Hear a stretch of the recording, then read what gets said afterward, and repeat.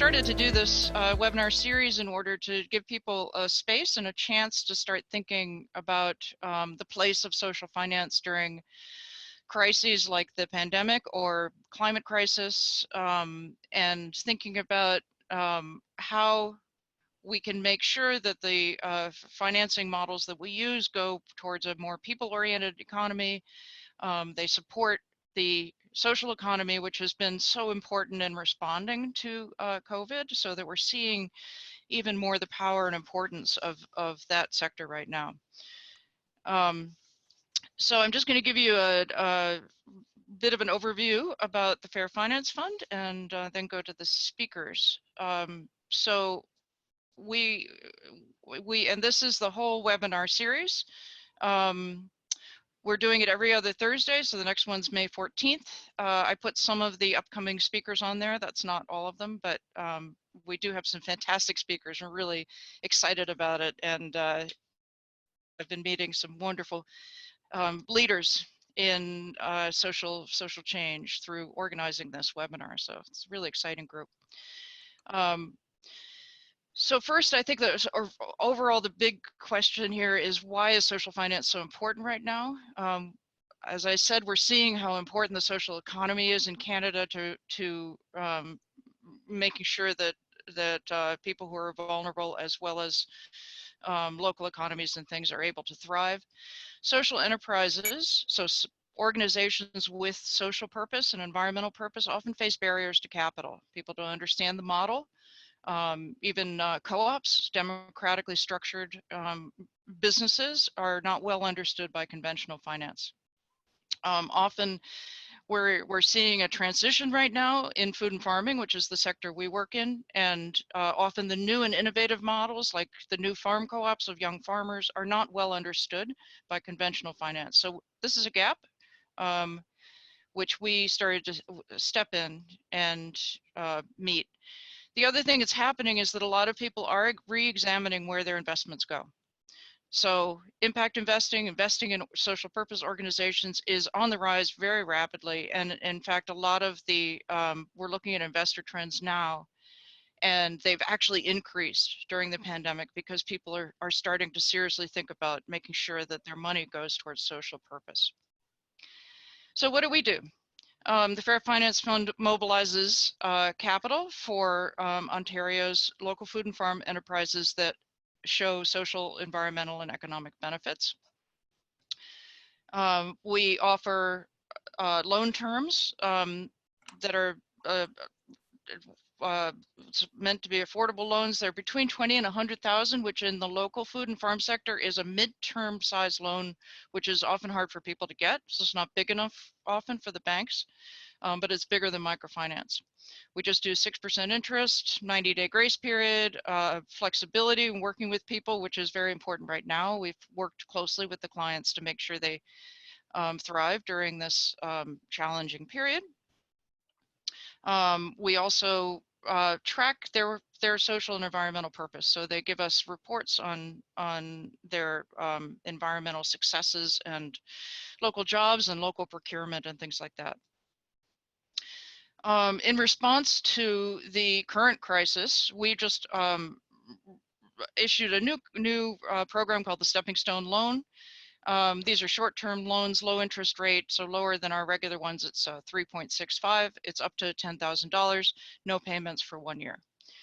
So we redid our cash flow in order to make this work, and we're offering this to local food and farm social enterprises. We raise our capital through community bonds. Those are our current offerings and interest rates. $50,000 bonds at 4% and $5,000 bonds at a 2% interest rate. And this is open to all investors. So the main point, I think what's so important to me about this work that we're doing is, this is an example of one of our investments. So Sociale is this incredible direct trade chocolate company working directly with farmers who are producing the cocoa beans, and they're committed to decent work. They deliver by bicycles. They are amazing. and they have gone to more online sales because of needing to respond. So we invested in that beautiful piece of equipment there, which is their new roaster. It does both their coffee and their cocoa beans, but it also reduces greenhouse gas emissions. So this is the kind of investment that we're seeing. And I think I've always had a problem with triple bottom line because, in fact, this makes good sense. Like, it's smarter for them to reduce greenhouse gas emissions through their operations. So it's saving the money, but it's also meeting an environmental purpose. And these things should be, they're integrated. They don't have to be tracked separately. And again, we invested in a hardy fruit orchard in northern Ontario. So it's the very first hardy fruit orchard. So reducing supply chain miles, using their pigs to do some of the fertility and increase the soil health. So again, an integration where they're creating a new market stream, but it's also supporting jobs and committing and providing environmental benefits. So I say, in the age of pandemics and climate crisis, how can we afford not to? So just a couple of others. This is an organic farm, Mulberry Moon Organics, that we invested in. They're amazing, and they use the money to partly to dig a well and to improve the soil health, using a mentor that we connected them with. There's the apples and the first test apple tree in the hardy fruit orchard. We invested in a beautiful farm co-op that's in northern Ontario, Matheson, Ontario. All the members are land-based businesses, and they're just doing amazing things up there. And there's Trocasol. And this is our long-term commitment. We are a nonprofit, so our bonds are, a set reasonable interest, but not windfall profits that we're giving back to our investors. And we're looking at, with the multipliers you get in food and farming, we're looking at a tremendous impact in Ontario over 10 years of operations. And so far, we're on track to meet these goals that you're seeing here. So that's me. Thank you to some of our supporters, especially McConnell and Fednor. This year, they are allowing us to, we've only been around for a year, so that support is allowing us to get up to the next step that we need to be at. So that's your quick overview of the Fair Finance Fund. We'd love to hear from you. Give us a call, give us an email. And now I'd like to introduce our first speaker, which is Seth Asimakos. He is the general manager and co-founder of St. John Community Loan Fund.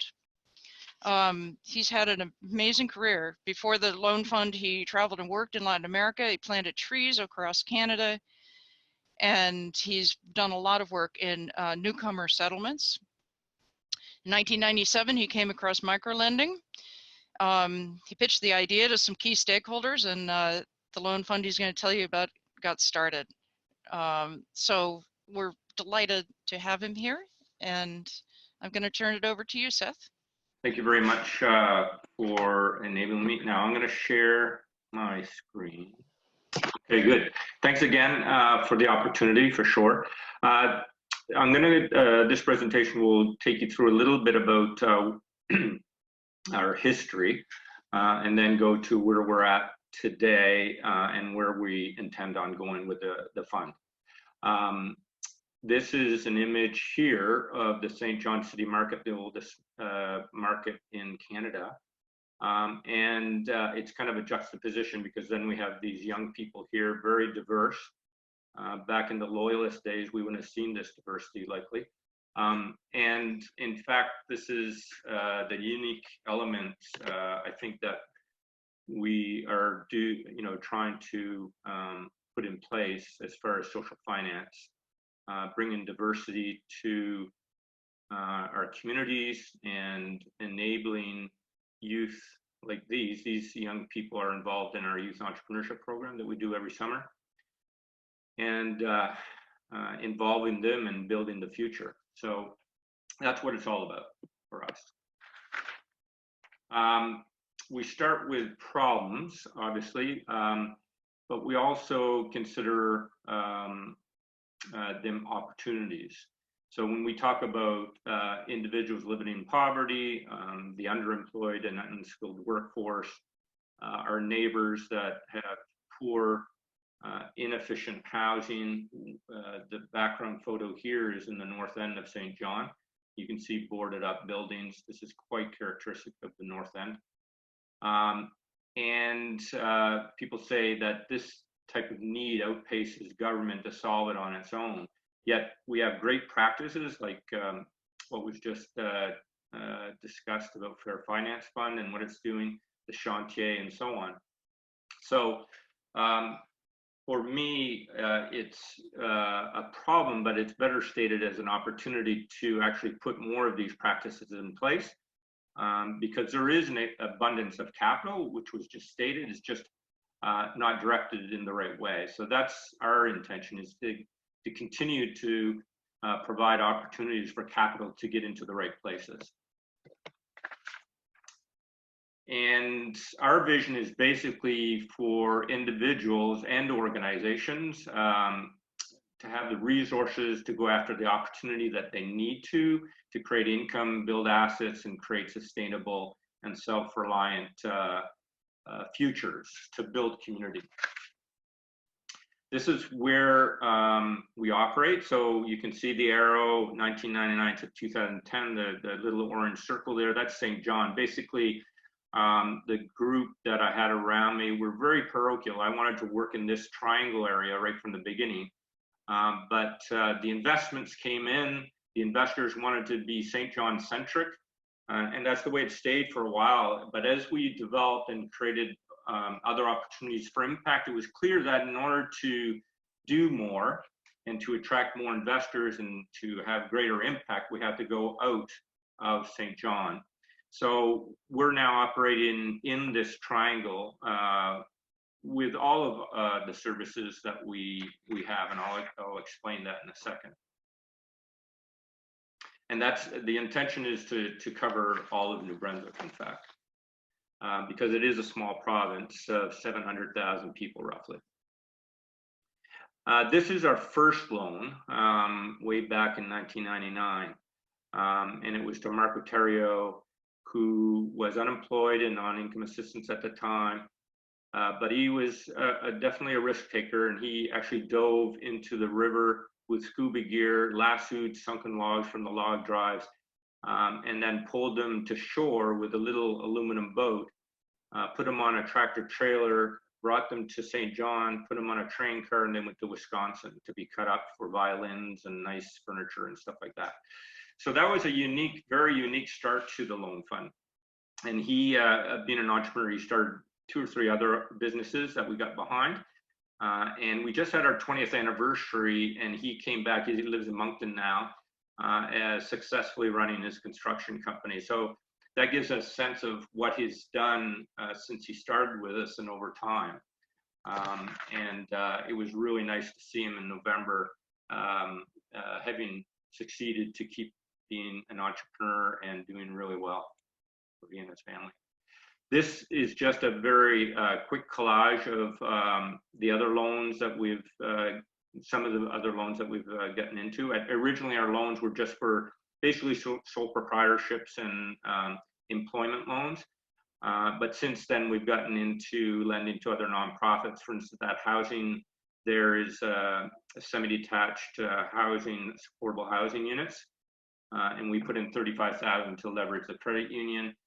We've gotten in behind social enterprises. That's the lemon and cleaning lady in the middle. That's a social enterprise called Voila.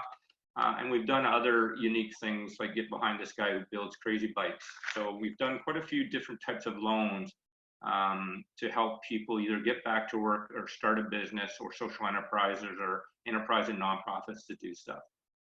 Loans, though, haven't been the only thing. Over time, we started to develop training to go along with it. So we've developed enterprise development training with women specifically, and financial literacy training to groups, so that individuals actually coming for loans had better understanding of how to manage finances.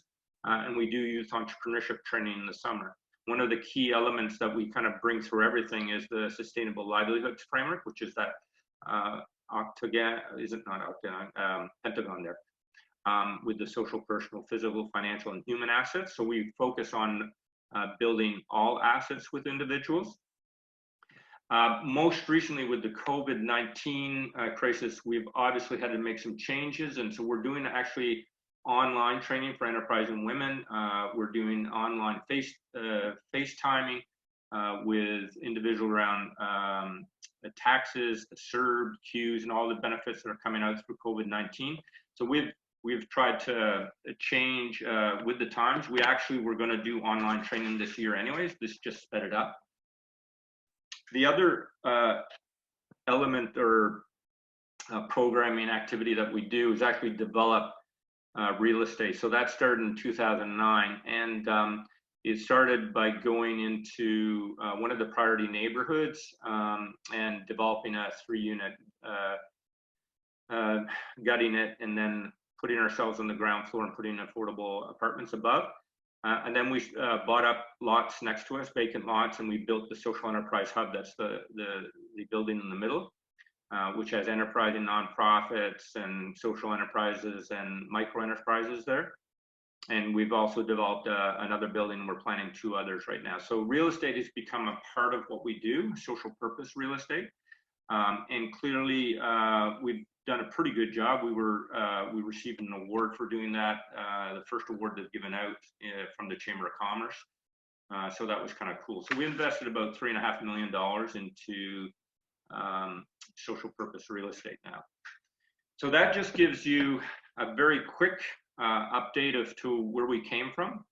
And this just reminds you of the 3 areas that we work in. So social finance, which I'll explore more in a second, the training, and social purpose real estate. Those are the 3 streams of activity that we work in. So to go a little bit further with social finance, right now, last year we experimented with some money that CEDNET had, the Canadian Community Economic Development Network, and we got $100,000 to play around with different types of financing that we hadn't done before.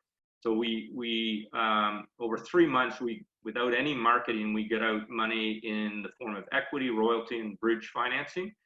And we worked with a pipeline. We developed a pipeline with another organization that runs an accelerator for social entrepreneurs.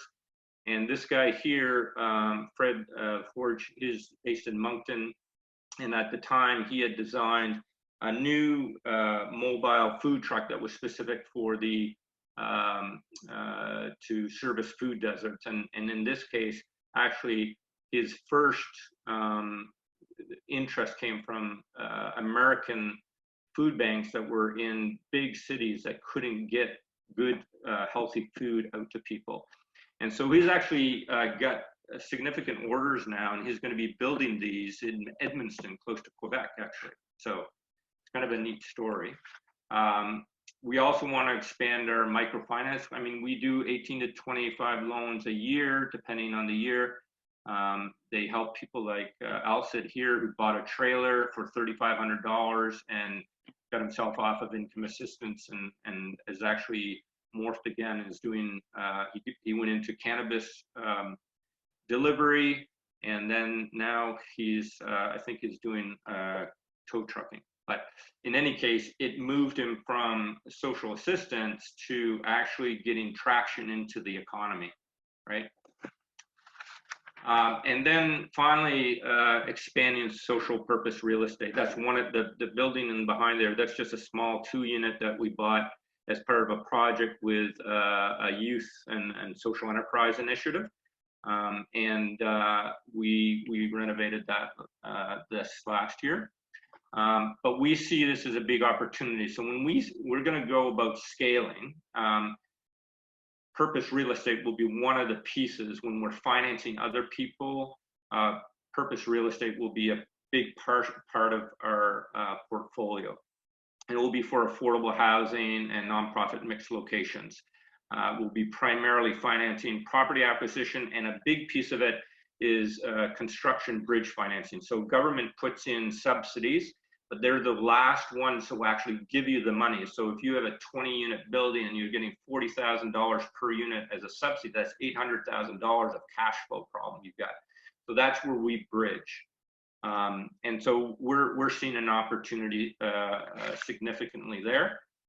The other thing that we're looking at, I don't know if you've heard of Sean Loney and the outcomes purchasing model, but we'd like to pilot here. It's hard to get that piece off the ground, but we'd like to pilot in the sense that we be the recruiter of the investments to create a pool of money that then can go into supportive housing, to enable people who are homeless to have safe and secure housing, get them off the street.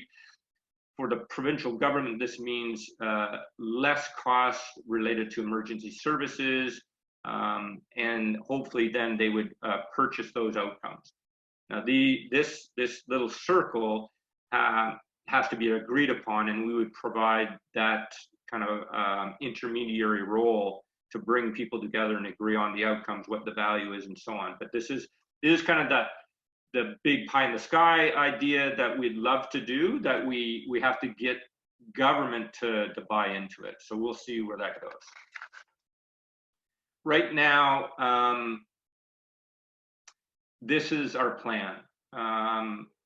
We have been a small fund, and then as you can see that we've kind of become more of a development corporation with training and real estate development ourselves and financing as well. But we want to see the financing piece become a sustainable piece. So we believe that we need to get to $10 million that will create sustainability for the activity of financing others, and also enable us to put more money into what we're doing as well. So right now, for a long time, we were at around 300,000, and just adding to what was said before, we just brought in $500,000, and one of them was an investment from a foundation. So I believe that there is right now the appetite for investment versus what other people may have been saying before, which was saying that in COVID time nobody's going to have money to invest and so on. I think maybe the opposite may be true. We're early, but we brought this money in, and we're already having conversations with local developers on some very unique projects. So I don't see that staying with us for very long, and I see this as part of our plan, because our plan was to double our pool each year for the next 5 years. So that's the intent, and it will be in these three areas, investing in secure, affordable housing and quality nonprofit space. Probably 60 to 70% of our financing activity will go into that. The 25 to 30% will go into employment-based social enterprises and high-impact social entrepreneurs. And then 5%, although the numbers might be high of people that we're investing in, the value is pretty low as far as social proprietors and employment. If you look at the opportunity, there's a real opportunity in redirecting capital. $750 million go out of this province in RFPs that go into Toronto and then all around the world. So it'd be nice to keep more of that at home. I think that's one element, and we have to keep on beating that drum to say, invest here. I think people might be, like what was said previously, there's a real opportunity for engaging people right now about local product, local manufacturing, local produce farms, and so on. So I think there's a big opportunity. And of course, there's the opportunity with the Social Finance Fund itself. Like the Chantier, we were named in the first disclosure by the federal government about what the Social Finance Fund was going to be, how much was going to be devoted to it, $755 million as far as concessionary capital that's going to come out. We've been on discussions recently talking about I was asking the question, well, what happens now? Is this in jeopardy in any way? And I was assured by ESDC and the rest of the people around the table that, in fact, it's not in jeopardy. We might be adding to it, but I don't want to say anything because there's no agreement. But there's certainly that discussion. and that the potential is it might come out sooner, it could be more concessionary, all these types of things. So those are the discussions that are happening at the national level. So I'm really hoping that that is in fact the case. And of course, this plays into very much the discussion around the sustainable development goals, poverty reduction, gender equality, sustainable practices, all of these things, and local production and so on. These are things that people are reflecting on right now. We need to be leveraging this discussion every time that we're out there. And definitely a key ingredient that we've been involved with, and the Chantier for sure have been involved with, and looks like Fair Finance Fund is definitely becoming involved with, is create this ecosystem, a multi-level ecosystem. So the St. John Communal Fund started and became co-founders of the Canadian Community Investment Network, which was the first fledgling network of funds across the country. It was a co-op. And we actually wrote Building Local Assets, kind of a research about how big the community investment was in Canada. But it was slow moving, and eventually it kind of ceased to exist. But the National Impact Investor Practitioner Table is kind of the next iteration of that. That is welcoming newcomers now and new members. In fact, after this call, I'm on a call with them. So they're definitely pushing the envelope. The last meeting that we had ESDC folks that had built the social finance fund around the table. So we're definitely, we have to work at that level to create policy and capacity building monies and new monies, leverageable monies at that level is really key. But also at the regional level, and this other circle is really the regional level that we work with local groups, so that we're working together and not competing together. We're creating stackable types of programming is really key as well. So I'm gonna give you a minute to wrap up here, Seth. I'm gonna wrap up. This is it. I got 2 slides left. So this is just kind of a quick background of what we've done to date. We wanna, and that's only been with $300,000 rolling around. So I believe that impact, we can leverage that significantly as we scale the fund. And this is just interesting. This was taken from the Financial Post, and it says Canada overtakes US as best country for entrepreneurs seeking to tackle social problems.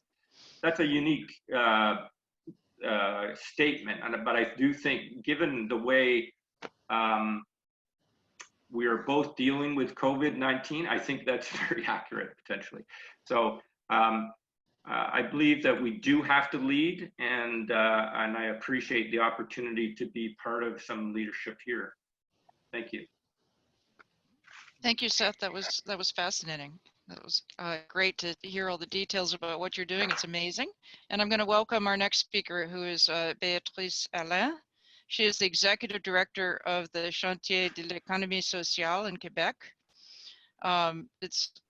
She'll tell you about what the organization does. It's an amazing organization, was an inspiration for us as we were developing the Fair Finance Fund, and they shared some templates that really helped us develop this properly and not have to reinvent the wheel. She is on the Global Social Economy Forum Steering Committee and directed the organization of the forum when it was in Montreal in 2016. She's also involved with a lot of international work on the social economy, and has just an amazing background in developing social economy in Quebec and internationally. So thank you so much for joining us, Béatrice. Thank you for having me. All right, I'm gonna go ahead and see if I can do this again. Share my screen. Yeah, okay. Yeah, there you go. Working. Okay, so I have a little bit of a concern listening to both of you that there's a bit of a confusion between my organization, which is the Chantier de l'économie sociale, and the Chantier de l'économie sociale Trust. The Chantier de l'économie sociale brings people together to promote and develop tools or policies for the sector. And some of those tools have been to develop, so the Chantier throughout the years, in the last 20 years, has developed 2 funds for the social economy, including the RISC and the social economy, the Chantier l'économie sociale trust. So certainly we're keenly interested in social finance, but we are not per se a social finance fund. We're very much more looking for the development of this sector. And so one of the things that we're looking at is all of the social finance funds that exist in Quebec, how they operate. Do they adequately serve the needs of existing enterprises or of enterprises that we think should be supported, extended, or developed in new sectors? And so I think maybe I was listening. It was really interesting in Seth's presentation. I think my presentation hopefully is complementary because it's sort of at another scale. It's really interesting to see one fund, how they're grappling, how they're operating, getting to scale, serving their community. My presentation is going to be more about the broader social finance ecosystem in Quebec and to what extent that meets or not the needs of businesses. That's great. So here we go. Wait, oh, there we go. So I just need to move this somewhere. Okay. So I talked about this a little bit. Why social finance? I would say we talk about that the current development model, is unsustainable environmentally, and it's also unsustainable socially. There's this widening social inequalities. So we need to have more inclusive and more sustainable solutions in our economy, not just meet the needs of those that are excluded, but develop solutions that don't generate as much exclusion. And to do that, any new development needs resources. However, mainstream financial actors aren't always there to invest in new innovative ways of developing our economy. They're perceived as too risky, like what? You're not trying to maximize, why would you aim for 5% profit when you can have 12% profit? Or how come you're not putting any collateral? Well, no, it's a co-op or it's a collective, it's an enterprising nonprofit. But if you're able to analyze that correctly, and the funds in Quebec have demonstrated this, if you can analyze it properly, it is a viable sector and you can do good investment and recuperate it. You just need to be able to analyze it according to other things than your standard template of so much money guaranteed, so much money coming out. And then understanding that it's not the only priority is not maximizing profit. Obviously it needs to be viable, but there are other considerations. I think that on the one hand, social finance, answers the needs of social enterprises that need capital to develop. And on the other hand, as we've been saying, I think there's a general awareness that our financial system is not really, it's like the gas going in a motor, but the motor that it's developing is not the motor that we need. So we need to be channeling more resources, our savings, into things that are going to generate a more sustainable and inclusive development. There we go. In Quebec, there is actually a long-standing history of developing financial tools that have dual purpose. Right back from Desjardins, which is a credit union, the creation of Desjardins was because a lot of small, rural, francophone farmers were not considered an interesting market for Anglophone banks in Montreal. And so they had to come, they were going to have savings, came together to do that. So yes, it's a financial institution, but the initial thing was also, how can we serve a market that's not an interesting market because they have needs? And through that, there's been a whole thing of like having, funding regional development, funding community initiatives. So there's a notion that may not be the most financially profitable solution, but it's certainly socially or in terms of territorial development interesting. The same thing with the Caisse de dépôt et placement, which was created by the government. The idea of this was to put pensions in Quebec, not just to maximize profit of like, we want to get the best pension possible, but use that as a tool to support Quebec businesses and grow the Quebec economy. So again, we have more than one purpose or one way of measuring the success of that fund, or ultimately the success was growing the Quebec economy. The labor funds that were created in the 80s, the idea was again, not just maximize the pensions of the union workers, but to say, can we use these funds and invest in businesses to support those that have decent working conditions, or push those that are on the limit to improve their conditions because we are a major investor in there. So again, multiple objectives. And most recently, the RISC, as I said, was created by the Chantier in '97, and that was specifically for social economy enterprises because a lot of these couldn't get financing. And so we said, fine, the first objective is to support the emergence of businesses that wouldn't make it otherwise and develop a way of analyzing these projects to prove that they are viable. And the Fiducie du Chantier, the Chantier de l'Économie Sociale Trust that was developed 10 years later was answering a need of, okay, we can have startups, but if you need to buy a whole building or large equipment, we need bigger funds, more quantities, and more longer terms. There's also a history of collaboration between social investors. There's actually a network of social investors called Cap Finance that regroups, microfinance, the RIS, the Fiducie, the labor funds, Investissement Québec, which is the government branch of investment. And the people working on social economy are meeting to co-invest in projects, but also co-develop tools like the Guide for the Analysis of Social Economy Enterprises. That is a way of looking at not just what's your collateral and how much is your expected profit and how long, but what does the governance of your board look like?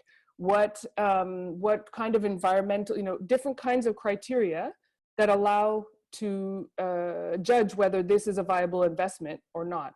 And because all of these financial actors have shared that analysis, it means that once one goes in, the understanding is, okay, we all agree that these terms are acceptable, which means that others can pile on according to their financial products. And Cap Finance also works together with dialogue with government, so both with the Quebec government, but particularly, and Seth was talking about this, there's an interesting dialogue going on at the Canadian level to say, look, we have an ecosystem in Quebec. This is what we can do. This is what currently we can't do. It would be interesting and useful for you to come in here. It would not be useful for you to come in there, et cetera. Here's how we could manage it. And so that level of collaboration, I think, really has contributed to reinforcing, I think that's my next slide. Yeah. On the one hand, there's an ecosystem with multiple financial actors that have different sometimes in competition, but niches and expertise. But because they work together, they can mutualize risk. For projects, it means that you have access to higher funding because several, instead of only one fund answers the one need, several of them can come on for different terms or different amounts, but you can together pull together higher amounts of financing. And ultimately, because they're looking at products at social economy enterprises, oftentimes those would not be getting financing from traditional banks and would not have emerged. So it's a really pure social benefit in that the money goes in, eventually the money comes out because they are viable investments, but the development that you've made would not have been possible if we hadn't created these tools and ways of operating.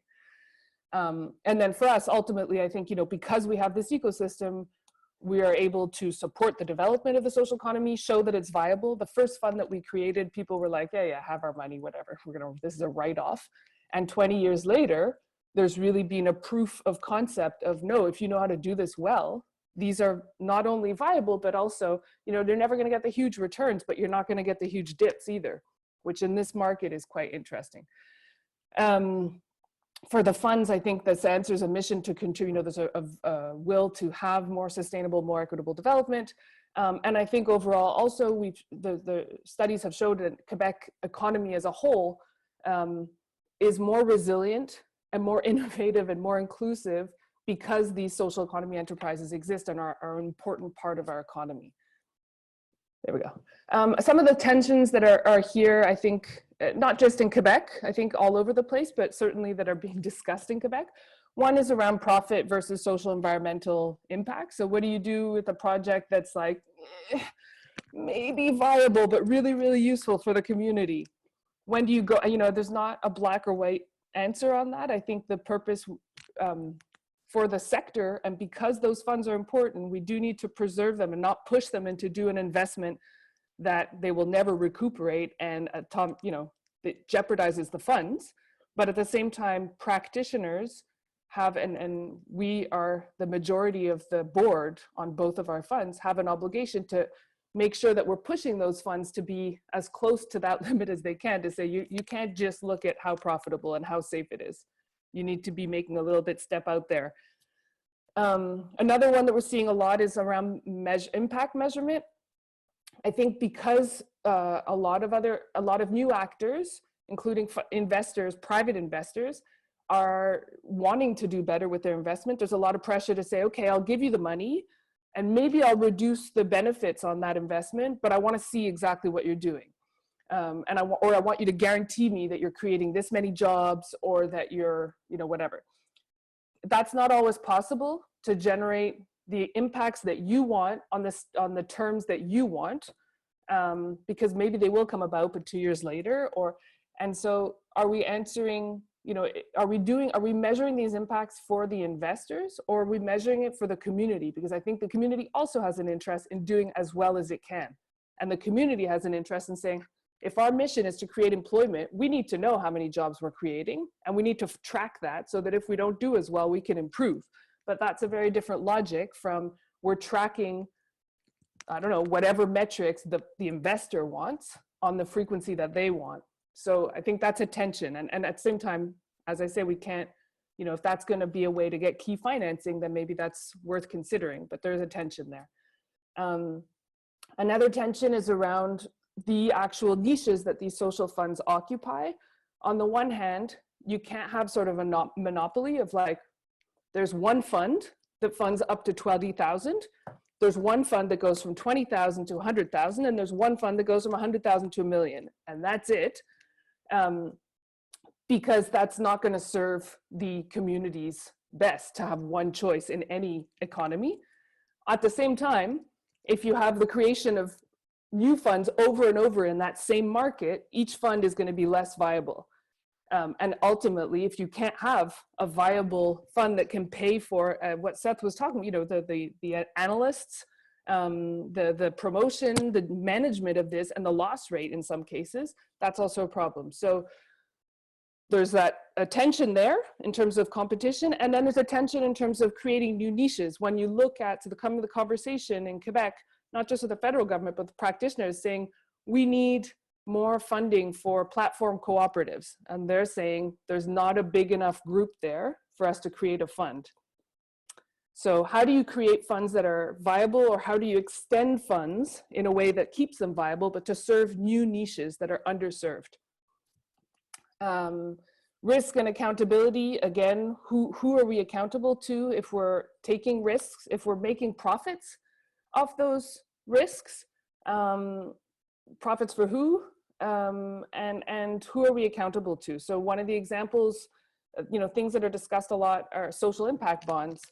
On the one hand, the government, I guess the argument is the government takes away the risk of if it works or fails, but ultimately we're rewarding a private investor if a social project is being financed or not. There's a little bit of a moral issue there. And if we want to finance women's shelters, that is a public policy choice, and the government should be accountable for, we choose to finance social women's shelters, or we do not, and we will vote you in or out according to that, versus a second tier responsibility. Anyways, there's an issue around that. And then the last one is scale and local pertinence. So one of the debates in the Canadian context is it better because more efficient? It's sort of around the competition versus multiplication of funds. Is it better because more efficient to have one giant Canadian fund that'll serve everyone? We think that no, in Quebec, because we have an own ecosystem. And they said, well, you can leverage more money. Actually, a lot of the money that's leveraged in Quebec, like from the Quebec pension funds, would never go to a federal initiative. They won't go for a Canadian thing. And in the same way, the capacity to invest, to understand how pertinent is this project in this community, how supported by the community is it, is very hard if you're managing it from one central location, Toronto or Ottawa or whatever. At the same time, you probably can't have one microfund for each single community. So there's a thing there of what is a viable scale that allows you to work correctly. And Seth was talking about this, is it just St. John's? Is it a broader area? Is it all of New Brunswick? Is it the Maritimes, or is it Canada? It's not a clear answer, but there is a debate there. And I think ultimately for me, it comes down to there's investor needs, and that's normal. They're putting money on the line, whether it's a government money or individuals or institutions. And they're doing that in a different way, or they're accepting certain changes because there's an interest in generating social, economic, and environmental returns. And so if they're doing that, they sort of want some accountability. But ultimately, there's also community needs, right, to have socially viable projects. So there is a tension there. And I think for me, it comes down to, back to the introduction, if we think that one of the issues is a concentration of power, economic power, are we democratizing our economy? Are we broadening ownership, and are we broadening capital and access to development capacity through these initiatives? Or are we just redistributing? You know, it's the difference between a charitable approach of like helping people versus giving them the tools to help themselves. So I think that's the general criteria that I try to analyze different choices that we face by. In terms of developments, so there is a government interest in social finance. One of the tensions in Quebec is where are they going to, what space are they going to invest in? Because there are quite a lot of funds. So it's like the first offer, they were like, great, we have this great idea. We're going to invest for 10 years, this amount on these terms. And everyone said, yeah, that's not helpful at all. A lot of people already do that. You're just going to be weakening them and not creating anything new. So how do you adjust to that reality? How do you responsive to local reality as well? And the understanding if it's a Canadian initiative, how do they serve communities throughout Canada best? But I think we also are seeing that in Quebec, and regional disparity, and a lot of investments being in Montreal or Quebec City and not so much in rural areas. We're seeing new investors coming into the space, which is really interesting. You know, foundations, the whole discussion around nation-based investments, religious orders, of which there are a lot still in Quebec and have quite a lot of capital, but dwindling members. How can they put that capital to good according to the missions that they initially had? And to what extent should there be tools to enable individual choices? So again, as individuals, I think we're aware that we need to support the emergence of a better economic model. But if all of those tools are for me so that I can feel good about, you know, if my interest is women, Native women entrepreneurs, it's not sure that I can get an accountability on those results at all time, because you're putting a lot of pressure on the community to generate my interests versus support that community, what they think is important. New sectors. So I think because there is a need to change our economy, the way it functions, the way it redistributes profit, ownership, there's a need to develop social economy, is a collective entrepreneurship, specifically in certain sectors where we're seeing sort of a winner takes all approach, and digital stuff is one. Digital, you know, cultural platforms, housing, transportation, etc. So, you know, if we're trying to, we have an EVA co-op, which is a co-op that is in competition with Uber, which is owned by people in Quebec, and the profits go back to drivers and consumers. But developing and marketing that platform and getting it to scale is really difficult, because there are not financial tools that are developed, that exist currently, that support that, and many more of those models.